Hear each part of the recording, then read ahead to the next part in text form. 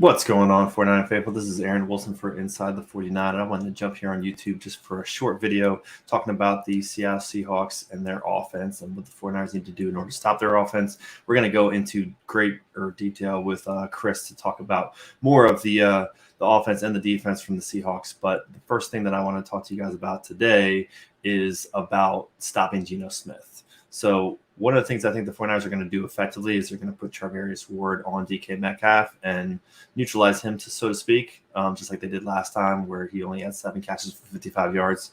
But one of the things that I want to make sure that they do is really focus on Geno Smith. And Geno Smith has the ability to do some stuff with his legs, and that's the biggest concern for me. And if I was the Seahawks offensive coordinator, that's what I would be focused on. So you'll see here on the screen as I jump out of the way, there's a kind of a breakdown, a little bit of getting eyes on the quarterback and understanding that he can get out of the pocket, which we need to be better at. And he does this both on this occasion here and then against the Rams in the Rams game where they end up going down the field and pretty much kicking a field goal. They missed it, but they were going to kick a field goal to win the game, and it was because of Geno's legs. So I want to just show those two plays to you, and then I want to talk about the zone read as well and why the 49ers need to make sure they are fundamentally sound on the defensive side of the ball to make sure that they can guard against the zone D.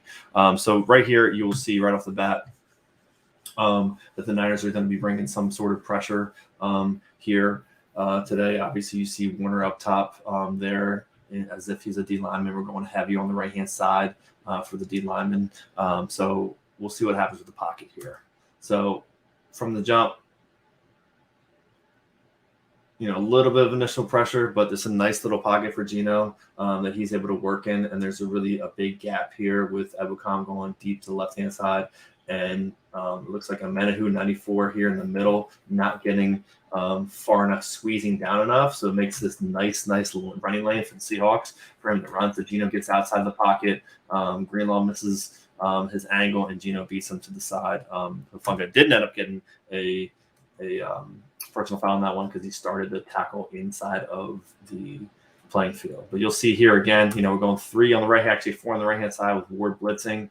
Menahu is supposed to probably squeeze down a little bit more so that there isn't that much of a lane there because it's a huge lane there with Ebukam going wide, and Geno Smith is able to run. He gets a fake, as you see here. Greenlaw still covering 87, let's say the tight end. He ends up falling for that, and he gets out of the pocket. Hufanga ends up running down. All right, so that's one example of what they did against the 49ers. We make sure we squeeze, talk about squeezing down on the defensive line to make sure that there's not that big hole, right? So with Ebukam going wide, right, you should be trying to squeeze a little bit more, right, and push a little bit more on the offensive lineman to squeeze that pocket down. Be beneficial, and I think that Menahu in the middle needs to get a little bit more towards the middle so there isn't much of a running lane. So that's one thing to work on for the 49ers, to make sure they have a little bit more discipline when it comes to the defensive line when they're rushing, so there's not those big hole gaps. All right, so you're going to see from the game against the Rams, a similar thing happened. Geno Smith sees a hole and he runs for a big game where actually puts him in field goal range with a limited amount of time on the clock, right? So you got a big gap again there in the middle, right? He sees that middle gap. He puts a decent move on the linebacker / safety, ends up getting another 20, 30 yards, and then ends up getting a personal foul on Ramsey when he hits him again. But this is just, this is a running lane for Geno Smith. This is something the 49ers cannot allow. Again, back to the Rams from the other side. You're seeing, right, no pressure from 45 coming up the middle, right? He should be hitting that center into the backfield as much as he can, to trying to get around him. So there isn't that big running lane. So it's all about gaps for the defensive linemen, making sure they're not opening up too many gaps for the ability to right now that A gap on the left-hand side is wide open, and Geno Smith sets him running out.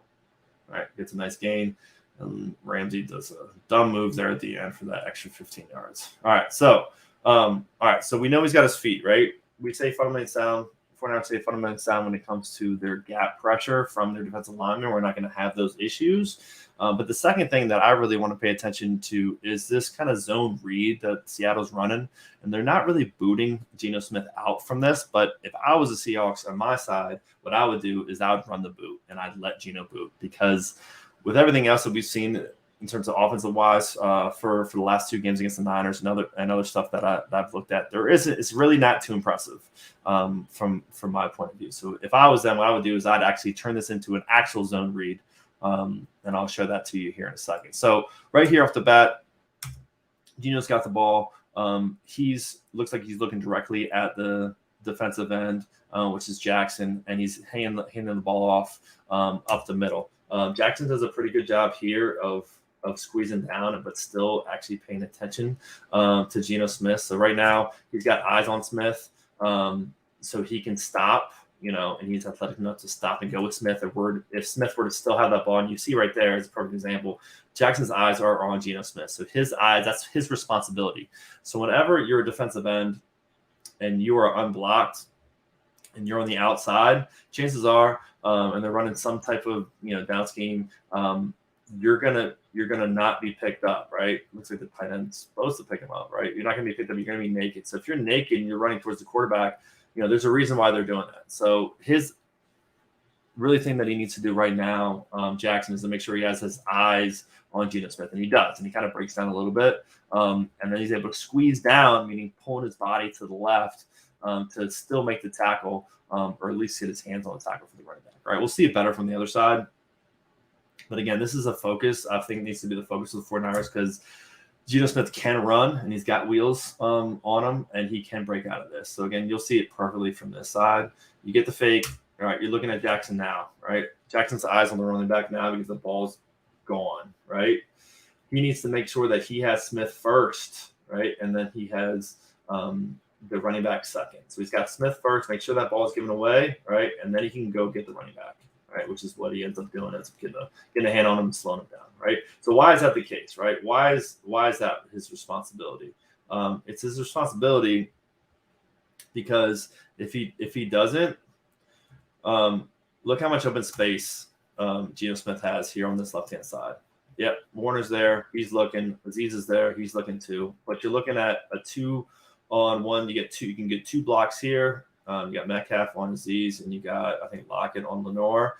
If Geno keeps the ball and he can get outside, and it's him versus Warner to the outside with the linebacker, one of the best linebackers in the league, right? So that should be the focus for 49ers to make sure they're still fundamentally sound on that side of the ball as well. All right, so here it is again. Similar play, a little bit different look from the 49ers. They got 5 guys on the line of scrimmage. We're playing with Aziz up on the line of scrimmage with the rest of the defensive linemen.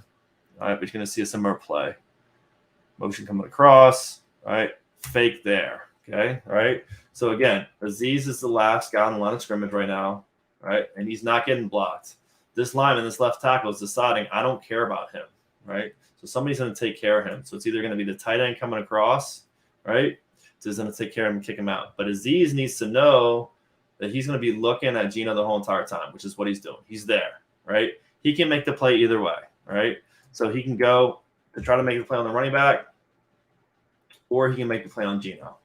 So Geno can't get out of the pocket. Because you see on this left-hand side, if Geno takes it, right, and Aziz doesn't, and Aziz falls to the fake and goes to the running back, Geno's going to pop out and he can get a decent gain on this left-hand side.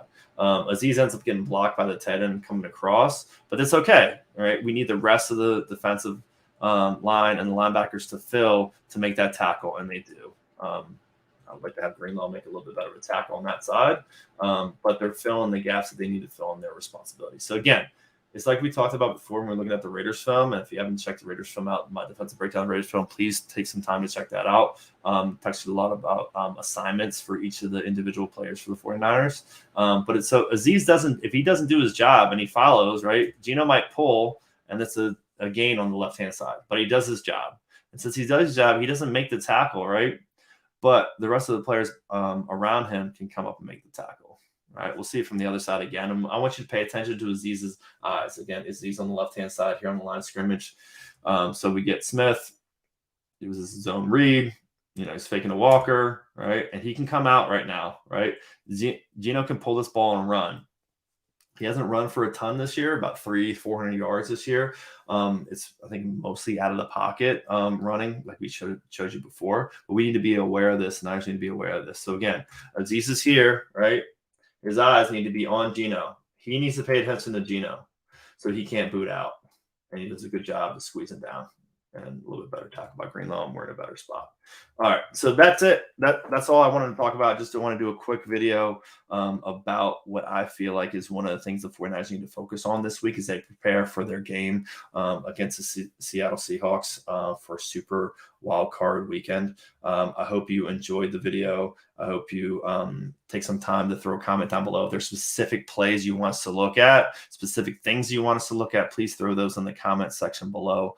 I'm super excited about Wild Card Weekend. I'm super excited about trying to take it to the Seahawks again for the third time in 1 year, and I sure hope we do so. I hope you guys are having a great day. And as always, go Niners. Later.